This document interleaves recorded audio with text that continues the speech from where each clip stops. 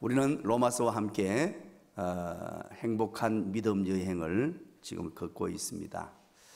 로마서를 통하여 이 복음의 능력이 얼마나 대단하며 복음의 힘, 복음 때문에 우리가 이렇게 행복할 수 있고 기뻐할 수 있다는 사실을 확인하고 있습니다. 로마서 1장부터 8장까지를 통해서 이 복음의 감격 속에 젖어 있던 사도 바울은 하나님의 성령의 감동으로 마음속에 그치지 않는 고통, 근심이 있다는 것을 밝혔습니다.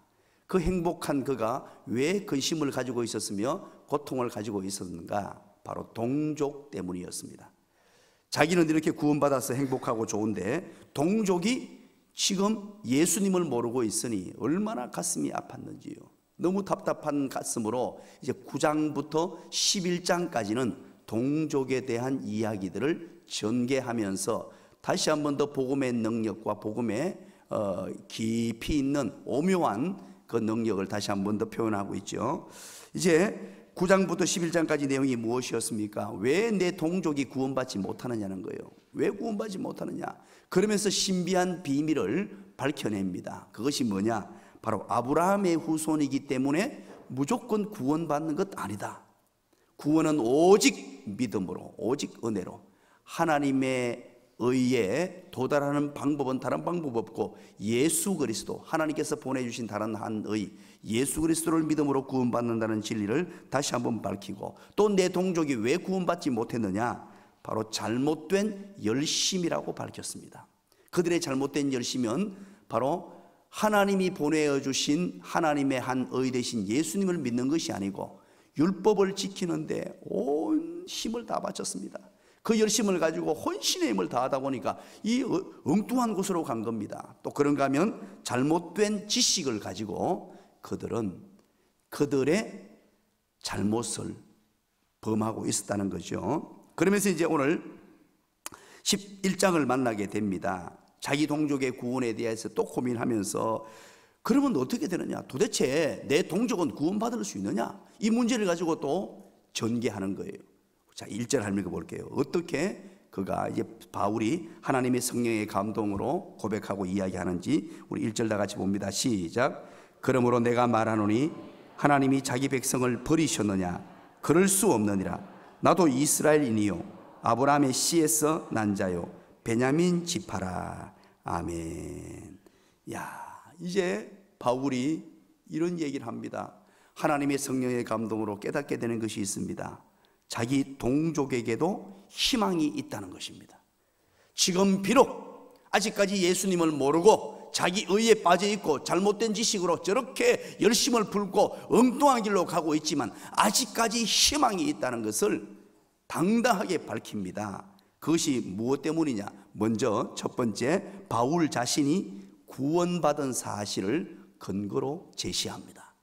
자, 봐라 하면서 내가 구원받았지 않느냐? 내가 1절에 그 얘기예요. 내가 구원받았지 않느냐? 나도 이스라엘인이요 아브라함의 씨에서 난 자요 베냐민 지파라. 이 말은 순수 아브라함의 혈통인 바로 내다. 지금 저 이스라엘 백성들이, 내 동족들이 예수 믿지 못하는 이유가 아브라함 씨이기 때문인데, 이 어떤 오직 율법에 매여가지고 그렇게 살았기 때문인데 나도 그런 사람 아니었느냐? 바로 순수 아브라함 혈통을 가지고 예수 믿는 사람들을 그토록 배척하고 핍박했던 내가 예수님을 믿게 됐다는 거죠. 나를 보니까 바로 내 동족도 아직까지 희망이 있다는 거죠. 나도 오직 율법만을 쫓았고 오직 율법에서 구원을 얻으려고 했으며 율법에 온통 힘을 쏟았으며 그래서 예수 믿는 사람 배척하고 핍박하고 심지어 잡아 죽이는 자리에까지 달려갔던 사람 아니냐? 그럼에도 불구하고 내가 예수 믿은 것 보니까 아직까지 내 동족 희망이 있다. 이렇게 1절에서 이야기를 합니다. 맞는 말이죠, 그죠? 그리고 두 번째입니다. 두 번째는 무엇을 얘기합니까? 2절부터 이제 쭉 전개하는 내용입니다. 2절에 무슨 얘기가 있는지 우리 한번 볼까요? 2절 시작. 하나님이 그 미리 하신 자기 백성을 버리지 아니하셨나니 너희가 성경이 엘리야를 가리켜 말한 것을 알지 못하느냐?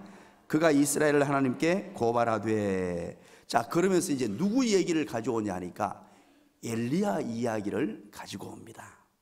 바로 열왕기상 19장의 얘기죠. 엘리야 얘기를 등장시키면서 엘리야를 봐라, 엘리야를 봐라. 우리 민족이 아직 희망이 있다. 아직까지 그들도, 우리 민족 내 동족들도 구원받을 여지가 많이 남아있다 얘기합니다. 엘리야 시대에 그 암흑기 되었습니다. 암흑기. 그때 당시 엘리야 시대 북이스라엘 왕이 누구였습니까? 아자로 시작합니다. 합자로 끝납니다. 시작. 아합 왕이었어요. 아합 왕. 아합 왕이었고 그의 부인이 이세벨이었단 말이에요. 그런데 이가 어떤 일을 행했느냐? 하나님의 선지자들 얼마나 핍박하고요, 바알과 아세라 신상을 섬기며 온 세상에 그 나라에 우상을 들여와 가지고 난리 법석을 떨었습니다. 그러다 보니까 엘리야가 어떤 마음을 가지냐니까, 이야, 나같이 하나님을 섬기는 사람이 없구나, 나같이 하나님만을 바라고 있는 사람이 없구나, 지금 다 넘어갔구나, 이제 내 동족 안 되겠구나, 오직 나밖에 없구나, 예수 하나님을 섬기는 사람이. 그게 이 3절 아닙니까? 이 엘리야의 고백을 한번 보시죠. 엘리야의 고백 3절 다 같이 읽어봅니다. 시작. 주여, 그들이 주의 선지자들을 죽였으며 주의 제단들을 헐어버렸고 나만 남았는데 내 목숨도 찾나이다 하니, 엘리야가 지금 심각한 상황이었습니다. 이야, 이 이세벨이, 아합이요, 하나님의 사람들을 다 잡아 죽이고 심지어 선지자들도 다 잡아 죽이고 지금 하나님 믿는 사람이 다 사라져버리고 없다는 것입니다. 시간만 났다는 것입니다. 그래서 심지어 나조차도 지금 죽이려고 저들이 혈안이 되어서 나를 찾고 있다. 지금 심각한 상황이란 거예요. 구원받은 자가 없다는 것입니다. 이렇게 하나님께 엘리야가 기도했더니 3절에 그렇게 기도했더니 4절에 하나님의 대답이 들려옵니다. 어떤 대답이 들려오는지를 우리 4절 한번 확인해 보시죠. 다 같이 읽어봅니다. 시작. 그에게 하신 대답이 무엇이냐? 내가 나를 위하여 바알에게 무릎을 꿇지 아니한 사람 7,000명을 남겨두었다 하셨으니. 아멘. 기가 막힌 표현을 합니다. 우리가 이 내용은 열왕기상 19장에서 다 아는 내용이죠. 이렇게 엘리야가 답답한 심정으로, 구원받은 사람이 없습니다. 지금 다 죽어버렸어요. 오로지 홀로 나 혼자 남았습니다. 혹시 여러분 신앙생활 하면서 이런 마음을 가져본 적이 없습니까? 저는 종종 이런 마음이 듭니다. 엘리야 같은 마음이 들어요. 어떤 때는 너무 외로울 때가 있습니다. 모든 사람이 가는 길, 쉽게 신앙생활하고 쉽게 목회하고 쉬어가면서 하고 이런 어떤 일을 볼 때, 야, 나만 이렇게, 나 혼자 이렇게, 이런 마음이 간혹 들 때가 있어요. 그럴 때마다 저는 엘리야를 늘 묵상합니다. 하나님께서 엘리야에게 들려주신 말씀, 이 말은 이런 뜻이에요. 사랑하는 아들아, 야야 구야. 엘리야, 야야 그러니까 좀 이상합니까? 엘리야야, 엘리야야, 외로우냐? 염려하지 마라. 이 땅에 숨겨둔 7,000명이라는 것은 수많은 사람이 있다는 거예요. 여러분 이렇게 새벽에 깨운다고 여러분 얼마나 고생이 많으십니까? 한편으로 너무 행복하지만 육체적으로는 지금 좀 지쳐 계시죠? 고맙습니다. 감사합니다. 여러분들이 하나님께서 남겨두신 7,000명인 줄 믿으시기 바랍니다. 얼마나 복된 발걸음인지 몰라요. 제가 여러분들의 마음을 다 이해합니다. 육체적으로 얼마나 힘들까. 어제 제가 이제 기도를 하다가 너무 피곤해서, 이거 막 이렇게 작년 재작년 그렇지 않았는데 올해만 너무 피곤해서 어제 저녁에는 6시에 그냥 가방을 사서 집으로 갔어요. 이래서 안 되겠다. 이러다가 자칫 잘못하면 좀 이상이 생기겠구나 싶어서 저녁에는 그냥 일찍 집에 들어가니까 우리 집 사람이 그렇게 좋아하네요. 늘 혼자만 있다가 참 그러면서 이런 생각이 들었습니다. 우리 집 사람에게 이야기를 하면서 그런 고백을 했어요. 야, 우리 성도님들 참 대단하시다. 그리고 너무너무 고맙다. 올해는 보십시오. 지금 이제 말미가 됐는데도 숫자가 줄어들질 않아요. 가득 차서 이렇게 하나님의 말씀을 사모하고 기도하고 부르짖어 기도하고, 기도도 얼마나 또 큰 소리로 합니까? 너무너무 고맙고 감사한 게, 저는 이 말씀을 묵상하면서, 야, 우리 엘리야가 그렇게 외로워하고 힘들어했었는데 하나님께서 남겨두신 신실한 하나님의 사람 7,000명이나 어마어마하게 많은 사람들을 숨겨두셨다 하는 거죠. 이 말씀에 여러분 위로를 얻으시길 간절히 축원합니다. 하나님께서 숨겨두신 위대한 하나님의 사람들. 그러면서 여러분 엘리야의 예를 가지고 이렇게 말합니다. 5절 한번 읽어보시죠. 또 뭐라고 말합니까? 5절 다 같이 읽어봅니다. 시작. 그런즉 이와 같이 지금도 은혜로 택하심을 따라 남은 자가 있느니라. 얼마나 감동이 되는 말씀입니까? 우리 바울은 이 말씀을 기억하면서 정말로 감격스러웠을 것입니다. 성령께서 조명해 주시는 이 하나님의 음성을 듣고 바울이 얼마나 감격했겠습니까? 내 동족 때문에 그토록 아파하면서 큰 근심과 그치지 않는 고통 속에서 지금 9장, 10장, 11장 이 로마서 짧은 구절인데, 짧은 성경인데 이것을 가지고 그토록 애쓰고 힘쓰고 하나님의 택한 백성들을 구원해내야 되는데, 내 동족을 구원해내야 되는데 왜 내 동족이 예수 믿지 않을까? 왜 내 동족이 예수 믿을 수 있는 가장 좋은 환경 속에 살면서 구원받지 못할까? 이렇게 안타까운 가슴으로 써내려가다가 이 부정적인 앞의 내용들, 하나님의 음성을 듣다가 막판에 와서 남은 자가 있다. 지금도 이 단어가 중요해요. 지금도 은혜로 택하심을 따라, 노력으로 아니고 행함으로 아니고 의를 통해서가 아니고 은혜로 택하심을 따라 남은 자가 있다. 그것도 7천이나 되는, 이 7,000명의 숫자는 꼭 7천이라는 숫자가 아니고요, 7이라는 숫자가 들어가면 완전수예요. 하나님이 예비해 놓으신 그 숫자는 알 수 없지만 어마어마하게 많은 하나님의 택한 백성들이 지금도 있다는 거예요. 기가 막힙니다. 그런데 더 기가 막힌 말씀은 6절에 있어요. 6절 한번 읽어볼까요? 다 같이 읽어봅니다. 시작. 만일 은혜로 된 것이면 행위로 말미암지 않음이니 그렇지 않으면 은혜가 은혜되지 못하느니라. 아멘. 남은 자들 또한 선을 행함으로 구원받는 것이 아니고 은혜로 구원받는다는 거예요. 지금은 저들이 율법에 매여가지고 저들의 행함과 저들의 삶과 저들의 모습을 보니까 구원받을 수 있는 조건을 전혀 갖추지 못했어요. 자기 의를 따라가고 잘못된 지식을 따라가고 오직 나는 아브라함의 후손이라고 자부심만 가지고 있는 저들이었는데, 그럼에도 불구하고 저들은 은혜로 받기 때문에, 은혜로, 여기에서 이제 선택에 관한 얘기가 나와요. 은혜로 받는 것. 이제 뒤에 7절부터 나오는 얘기가 바로 그 얘기인데, 기가 막힌 얘기예요. 구원받는 것, 자기 의로, 자기 노력으로 하는 것 아니고, 우리가 내 의를 통해서 구원받고자 애를 쓰고 힘을 썼을 때 우리의 의가 얼마나 부족한지 하나님의 요구하시는 의에 전혀 다다를 수 없고, 율법이 나를 조명해 봤을 때, 율법이 거울이 돼서 나를 보니까 나의 죄된 모습, 나의 악한 모습, 나의 부족한 모습만 드러난다고 했어요. 그러면서 하나님께서 다른 하나님의 의를 보내주신 그분 예수님을 믿음으로, 기가 막힌. 그러면서 내 동족이 아직 가능성이 있는 이유가 뭐냐니까, 바로 이 은혜로 구원받기 때문에 하나님의 주권에 달려있는, 하나님이 선택하시고자 하시면 된다는 거예요. 그 은혜를 지금 기대하고 있는 것입니다. 여기에서 이제 남은 자 사상이라는 것이 나옵니다. 남겨둔 7,000명 남은 자. 여러분 잊지 말아야 될 것이 있습니다. 이 시대를 살아가는 하나님의 택한 백성들이 우리 은자 누님을 기억하십시오. 은자, 성은 남씨, 이름은 은자. 꼭 기억하셔야 돼요. 남은 자. 도도하게 흐르고 있는 하나님의 은혜, 지금 참담해 보이지만 도도하게 흐르고 있는 이 하나님의 은혜, 하나님의 사랑, 이스라엘 백성 중에서 아직까지 남은 자가 있다는 것입니다. 이것을 통해서 우리가 꼭 배워야 할 진리가 있습니다. 그것은 자기 민족을 긍정적으로 보는 바울의 자세입니다. 우리가 오늘 이 본문을 통해서 반드시 기억해야 될 게, 자기 민족에 대한 긍정적인 자세, 내 동포에 대한 한없는 사랑의 자세, 이게 바로 우리도 배워야 합니다. 남은 자가 있다라는, 지금 이 순간에도 저렇게 죄악에 허덕이고 엉망으로 사는 저들 속에서도 남은 자가 있다.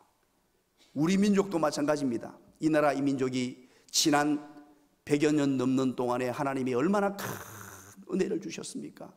복음의 물결, 이 부흥의 불길이 타올랐습니다. 세계 어느 민족에게도 주시지 않는 은혜를, 어쩌면은요 유대인보다도 더 큰 복을 받은 민족이 우리 민족이 아닐까 저는 생각을 해봐요. 얼마나 큰 복을 주셨는지. 이 동방의 작은 나라, 우상에 찌든 나라, 술과 어떤 음탕에 찌든 나라, 가난에 찌든 나라, 어떤 희망이 전혀 없던 이 나라에 하나님이 복음의 불빛을 비춰주시고 선교사님들을 보내셔서 이 땅에 하나님의 복음이 들어오게 하시고, 지난 100여 년 넘는 세월 동안에 하나님이 이 나라 이 민족에게 얼마나 큰 복을 주셨습니까? 기가 막힌, 이게 왜 은혜인지 왜 사랑인지 모를 정도로 어마어마한 사랑을 주셨어요. 그런데 작금에 와서는 이제 우리가 2000년 들어서면서 복음의 불길이 희미해지고 있다는 많은 사람들의 평가입니다. 옛날에는 십자가만 걸려있고 교회당 예배당 간판만 걸려있어도 사람들이 찾아오는 시대가 있었습니다. 70년대 80년대 수많은 영혼들이 하나님의 부흥의 불길이 막 확 올라가니까요, 타오르니까 곳곳마다 수많은 영혼들이 전국 각지에서 이 교회가 부흥하던 시절이 있었어요. 그런데 지금은 모두가 하나같이 말합니다. 어렵다고 합니다. 힘든다고 합니다. 어렵고 힘든 정도가 아니고 반기독교적 정서가 너무 강해서 예수 믿는 사람들을 향한 이 좋지 않은 시선들이 있다는 것 사실입니다. 그럼에도 불구하고 여러분 잊지 말아야 합니다. 아직까지 이 땅에 남겨둔 7,000명의 사람들이 있다는 사실을 믿으시기 바랍니다.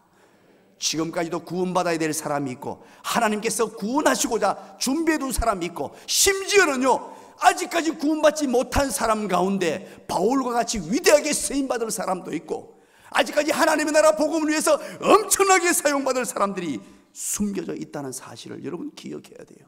그래서 우리는 끊임없이 이 복음 전하는 사역에 혼신의 힘을 다해야 합니다. 그리고 우리 동족, 우리 동포, 저 북한 땅도 잊지 말아야 돼요.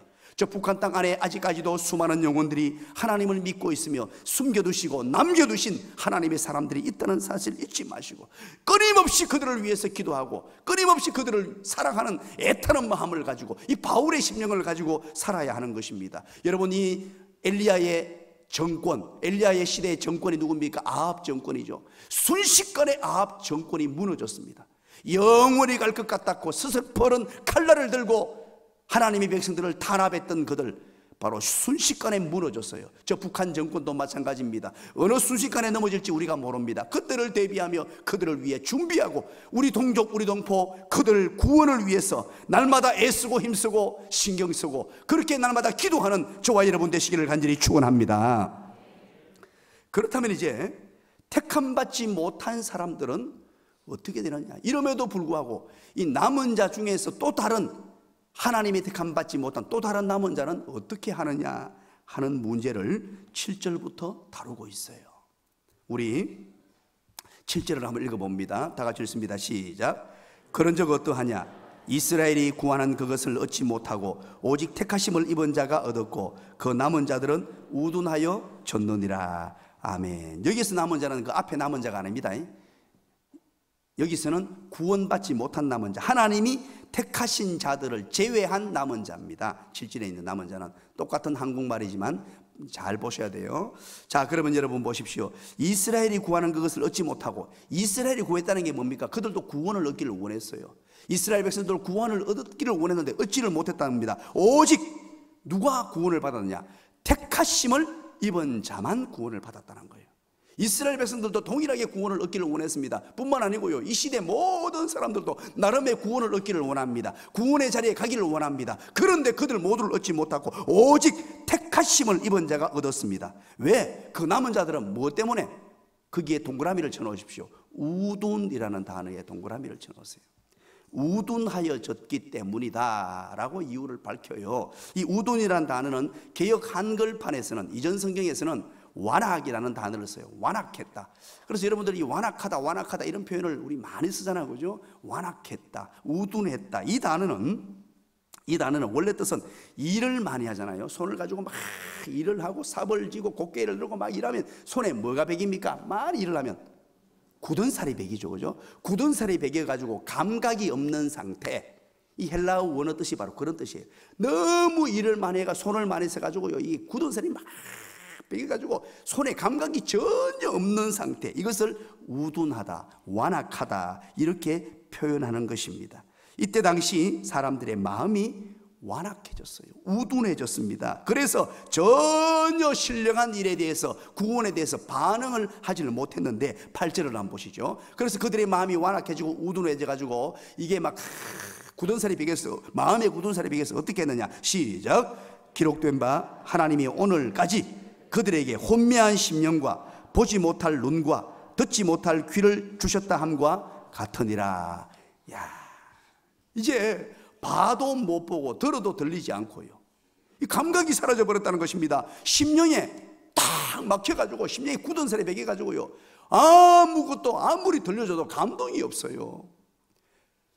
하나님의 말씀이 들려오고 복음이 들려오고 이제 마음이 가난하고 마음이 심령이 가난해지고 마음이 부드러워야 뭔가 쑥쑥 들어와서 감동이 되고 하나님 은혜가 되고 하나님 역사가 나타나고 그럴 텐데, 이 혼미한 심령이 되고 귀가 있긴 있지만 들리질 않아요. 눈이 있긴 있지만 하나님의 역사와 기적을 보여주고 삼라만상을 다 보여줘도 보지 못하는 눈이 되어버렸습니다. 야, 기가 막히잖아요. 여러분 어떻습니까? 여러분 보이십니까? 들리십니까? 은혜가, 심령의 은혜가 되십니까? 야, 그게 얼마나 하나님이 크신 복인 줄 아십니까? 이 완악해지고 우둔해져서 말씀이 들려도 받지를 못해요. 그런 의미에 우리 교회가 지금 얼마나 큰 복을 주십니까? 제가 요즘 이제 피드백을 많이 받는데요, 로마서의 말씀이 너무 좋다고, 이렇게 좋을 수가 있냐고 막, 와, 저도 깜짝 놀랍니다. 이 말씀을 가지고 우리 성도들이 나눔을 하고 하는 걸 보니까요, 제가 참 감동스러워요. 그 왜 그러냐?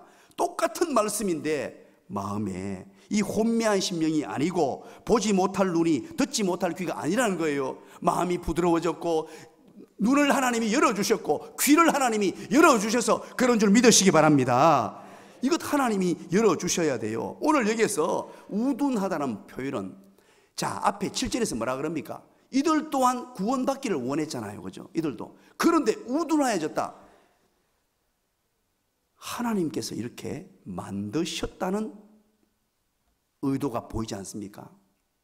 이것 때문에 상당히 많은 사람들이 여기에서 이제 이 제기를 합니다. 아니, 하나님께서 마음을 좀 부드럽게 하시고 귀도 열리게 하시고 눈도 좀 보게 하시지, 하나님이 이렇게 하십니까? 왜 하나님께서 그렇게 막았습니까? 여기서 듣지 못할 귀를 주셨다. 하나님이 귀를 주셨다 이러니까요. 여러분, 은혜가 무엇입니까? 여기에서 이제 은혜를 한번 생각해 봐야 돼요. 하나님, 은혜가 뭡니까? 은혜는요, 다른 게 아니고 가난한 심령을 하나님이 주신 거예요. 볼 수 있는 눈을 열어주신 거예요. 들을 수 있는 귀를 주신 게 은혜입니다.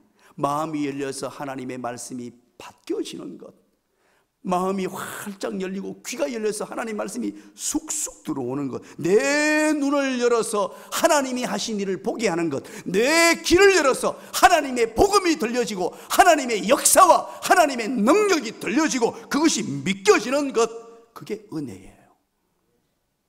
그러면 완악해진 것은 그 반대겠죠. 은혜는 뭡니까? 하나님이 하신 일이죠. 그 반대도 마찬가지입니다. 그래서 하나님께서 듣지도 보지도 못하게 하면 어떤 결과가 왔는지 9절 10절 얘기합니다. 우리 한번 9절 10절, 누구 얘기냐니까 시편 인용한 겁니다. 시편의 내용인데 우리 한번 읽어봅니다. 시편 69편입니다. 다 같이 읽습니다. 9절 10절 시작.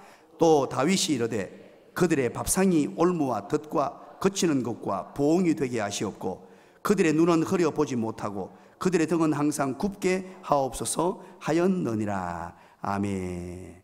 다윗의 시편을 인용합니다. 시편을 인용해서 뭐라 그럽니까? 다윗이 이르되 그들의 밥상이, 이 밥상이 뭡니까? 이 밥상이 중요하죠. 밥상이 올무와 덫과 거치는 것과 보응이 되게 하셨다라고 말하죠. 여러분, 밥 안 먹고 살 수 있습니까? 진수성찬, 밥 쫙 버려가지고 밥 먹는 게 얼마나 좋아요. 밥 안 먹고 못 삽니다. 특히 밥이 너무너무 좋습니다. 이 밥상은요, 바로 세상을 살면서 사람들이 밤낮 추구하는 육적인 관심사를 상징하는 거예요. 우리가 열심히 노력하는 게 뭡니까? 밥 잘 먹으려고 하는 거 아닙니까? 건강하게 잘 먹고 잘 살려고 열심히 애쓰고 세상의 모든 노력, 직장을 다니고 힘쓰는 것, 밥상 때문에 하는 것 아닙니까?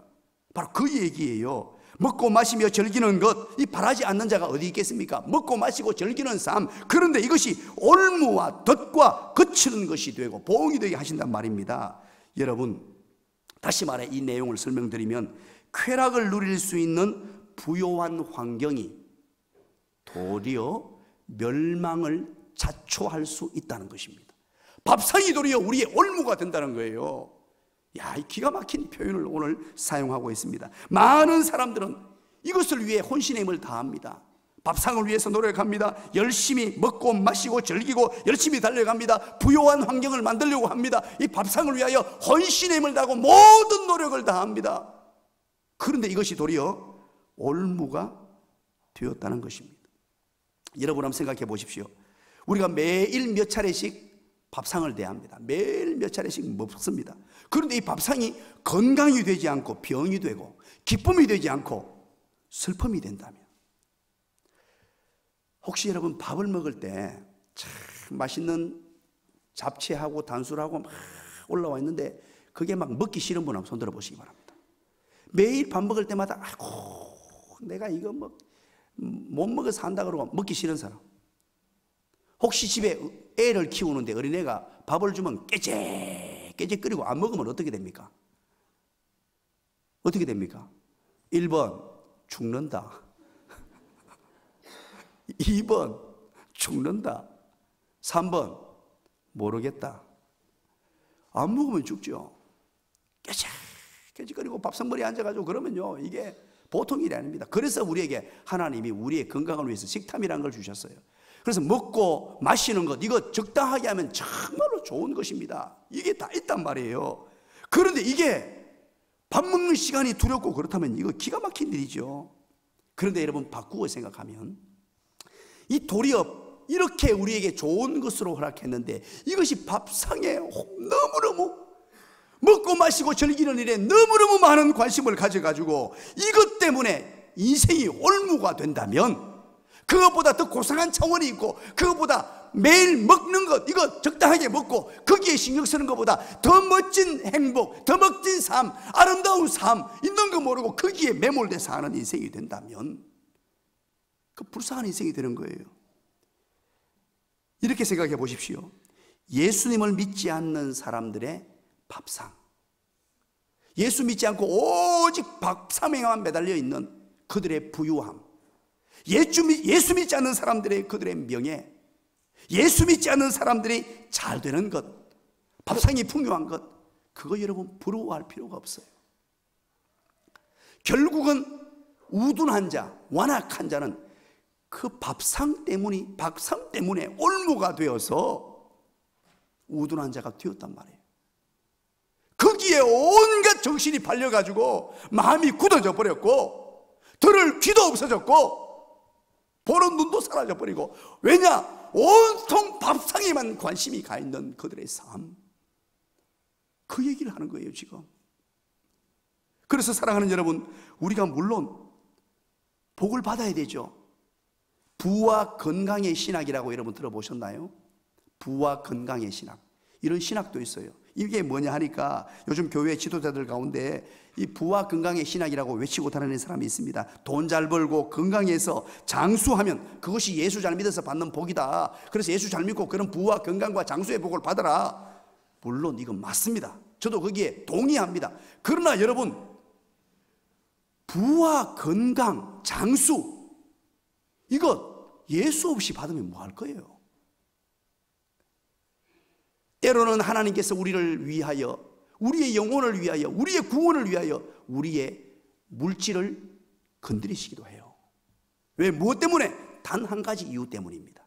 하나님의 택한 백성들이 밥상에만 신경 쓰지 말고 그것보다 더 고차원적인 삶이 있다는 걸 가르쳐 주시기 위해서 때로는 우리의 건강을 터치하기도 해요. 예수를 잘 믿음에도 불구하고 무엇 때문에? 좀 더 고차원적인 삶, 바로 그게 예수 복음 때문이에요. 예수 복음 안에 들어와서 살아난 거예요. 가장 큰 복이 뭐냐? 예수님 잘 믿고 예수 복음에 가슴이 뜨거워지고 예수님 때문에 감격스러운 삶을 살고 그 위에 덮어졌을 때, 그 위에 건강이 덮어져지고 그 위에 물질이 덮어졌을 때 그게 복이지, 예수 없는 그 건강이, 예수 없는 그 물질이 무슨 복이더란 말입니까? 그 밥상이 무슨 복이더란 말이에요. 사랑하는 여러분, 우리는 예수 잘 믿는 복을 받아 누리시기를 간절히 축원합니다. 그리고 거기에 덧붙여져야 돼요. 예수 잘 믿고 난 뒤에 그 위에 정말로 하나님 사랑하는 자로 살고 그 위에 다른 은혜들이, 복들이 주어져야 돼요. 만약에 하나님께서요, 우리가 물질을 줬으면, 물질을 줬더니만 물질에 빠져서 하나님 잘 안 찾으면요, 그 하나님 물질 안 주세요. 그게 하나님의 사랑하는 자예요. 기가 막히지 않습니까? 도리어 예수 잘 안 믿게 되는데 물질을 주었는데 그 물질 가지고 논다고, 물질 가지고 즐긴다고 하나님 안 찾는 자에게 물질은요, 도리어 저주입니다. 저주. 그걸 제대로 아셔야 돼요. 자, 그렇다면 이제 말씀의 결론을 맺도록 하겠습니다. 오늘 이 말씀을 주시면서, 그렇다면 이제 구원받지 못한 남은 자 중에서 또 다른 남은 자, 믿지 못하는 자들은 어떻게 해야 되느냐? 이것 또한 마찬가지입니다. 우리가 앞부분에서 살폈죠. 구원받은 자는 우리가 어떻게 생각해야 된다고요? 우리 구원받은 자 선택은, 하나님께 물으면 왜 하나님 저를 선택했습니까? 할 때 뭐라고요? 시작. 그렇지, 하나님의 대답입니다. 내가 좋아서 그렇게 했다. 동일한 대답이에요. 이것은 하나님의 지혜 속으로 들어가는 오묘한 하나님의 선택 방법입니다. 정말로 오묘한 거예요. 버리는 자도 유기시키는 자도 동일합니다. 하나님이 좋아서 그러는 거예요. 선택 또한 하나님 은혜로 하나님이 원하셔서 그렇게 하셨듯이 야곱을 선택하시고 에서를 버리신 이유, 다른 이유 없어요. 하나님이 좋아서 그렇습니다. 그래서 우리는 이 신앙생활을 하면서 간혹 이런 분이 있습니다. 왜 하나님께서 누구는 왜 버렸습니까? 버린 데 대해서 막 거기에 완전히 빠져가지고 매몰돼가지고 그것만 늘 묵상하고 그것만 늘 연구하는 사람이 있습니다. 그 어리석은 생각이에요.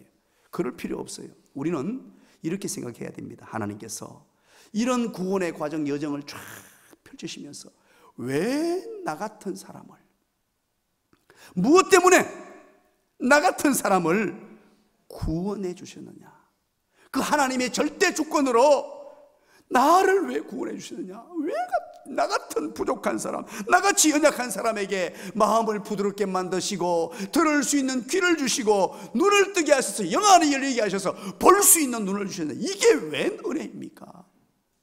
우리가 늘 묵상하고 늘 감사해야 될 게 신앙생활 하면서 왜 나 같은 사람을, 나에게 이런 은혜 주시고 나에게 이런 감격스러운 삶을 주셨습니까?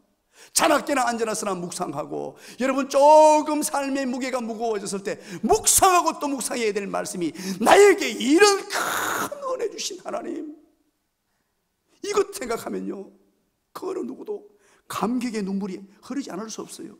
더군다나 로마서를 읽으면서, 로마서를 보면서 우리가 로마서를 묵상하면서 더 느끼게 돼요. 그 구원에 제일 가까웠던 그들까지 다 버림받았는데, 그렇게 열심을 내던 유대인조차도 그냥 하나님께서는 완악하게 하셨는데 왜 하필이면 나를, 우리가 잘난 게 있습니까? 똑똑한 게 있습니까? 뭐가 있습니까? 하나님께 여쭈면 하나님 왜 나입니까? 하나님 왜 나의 마음을 이렇게 부드럽게 하셨고 말씀 듣게 하셨고 들을 수 있는 귀를 주시고 말씀, 하나님의 능력을 보게 하는 눈을 주셨습니까? 물었을 때 하나님께서 허허 웃으시면서 그래 아들아, 그래 구야, 내가 좋아서 그렇게 했다. 이 한마디 말씀 속에 다 들어있는 거예요. 그래서 많은 우리 신앙의 선배들요, 많은 신앙의 선배들은 이 대답을 듣고 감격스러워했습니다. 아이작 와처라는 사람은요, 온 세상 만물 가져도, 이 온 세상 만물을 다 가져도 주원에 못다 갚겠다고 고백을 했어요. 존 뉴턴이라는 사람은요, 이 어떤 노예 상인이었어요. 노예 상인이었던 그가 이 감격을 깨닫고 나는 구원받을 수 없는 사람이다, 사람을 파고 사람을 사고하는 극악무도한 사람이었는데 구원을 받았다는 사실을 알고 그는요, 나 같은 죄인 살리신 주의 놀라워 하면서 그가 고백하기 시작했어요. 이루 주체할 수 없는 감격 속에 고백이 터져나오기 시작했어요. 더 이상 무슨 할 말이 있겠어요. 그것이 찬송이 되고 찬양이 되고 삶이 되고, 주님 주신 이 은혜가 너무너무 놀라워서 어떻게 하면 이 주님의 은혜에 갚을 수 있겠느냐. 널 울어도 눈물로서 못 갚을 줄 알아. 몸 밖에 드릴 것 없어 이 몸 바칩니다. 이것이 바로 우리 신앙의 선배들의 고백이었어요. 오늘 이 자리에 앉아서 들었던 이 복음, 이 놀라운 하나님의 은총, 은혜, 이것을 아는 사람들은요, 하나같이 그의 삶이 완전히 뒤집어졌고, 어떻게 살고 어떻게 해야 될지, 도대체 이 은혜 어떻게 갚을까요? 이 은혜 어떻게 하면서 행복과 기쁨이 가득한 삶을 살았고, 자기의 전부를 들여서 복음을 위해 헌신했으며, 자기 나라를 위해서 헌신하다가 도무지 견딜 수 없는 마음에 전 세계 각국으로 뛰쳐나가기 시작했어요. 복음 하나 들고, 오직 복음 하나 들고 전 세계로 나가서 예수 복음 전하려고, 이 내게 주신 이 감격의 은혜를 이 모든 세상 열방에 전하기 위하여 이 복음 때문에 살아갔던 수많은 신앙의 선배들은 바로 이 은혜 때문이었어요. 이 은혜 때문. 그래서 이 나라 이 민족에게까지 복음이 들어오게 된 줄 믿으시기를 간절히 축원합니다. 오늘 이 마음을 갖고 함께 기도하기를 원합니다. 하나님이여, 감사합니다. 고맙습니다. 웬 사랑입니까? 웬 은혜입니까? 나에게 구원을 베풀어 주신 그 하나님의 은혜, 우리 완악하게 만들지 않고 마음을 부드럽게 만들어 주시고 들을 수 있는 길, 볼 수 있는 길을 주신 하나님께 감사를 드립니다. 그리고 여러분, 기도의 소원, 기도의 제목들 아뢰겠습니다. 하나님, 하늘 문을 열어주시사 내가 간구하는 기도의 응답이 열매 맺게 하시고 수많은 은혜로 내게 채워지게 하여 주시옵소서. 우리 교회를 위해서 기도해 주시기 바랍니다. 부족한 종을 위해서 기도해 주시기 바랍니다. 두 손 높이 들고 주님 잡고 기도합니다. 주여!